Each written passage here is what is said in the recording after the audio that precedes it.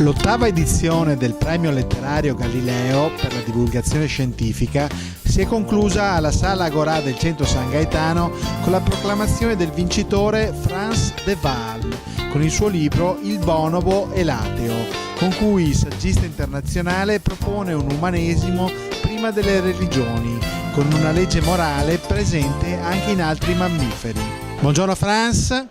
Complimenti per il suo libro. Quanto c'è di umanistico e quanto di scientifico nella sua opera?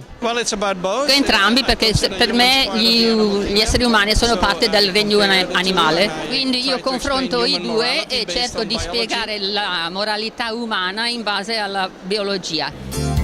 Salvatore, uno dei 700 alunni di quarta superiore presenti alla serata, si è sentito protagonista e impegnato a leggere e giudicare di scienza, anche attraverso il coinvolgimento sul web e in streaming, ed è contento di condividere questa esperienza con altri studenti. Anche spiritualmente, e lo consiglio a tutti i giovani d'oggi.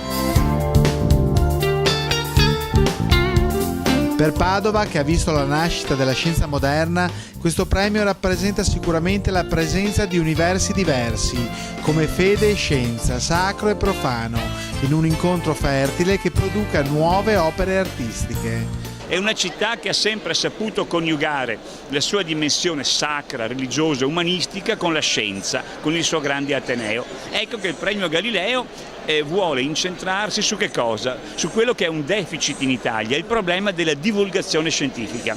Ecco, il Premio Galileo ha questo grande merito, ha avvicinato alla scienza migliaia e migliaia di ragazzini. Una bella serata lietata anche dal presentatore Moreno Morello, con la sala del Centro San Gaetano in diretta streaming e forte partecipazione di studenti, professori e autorità per la proclamazione del vincitore dell'8ª edizione del Premio Galileo.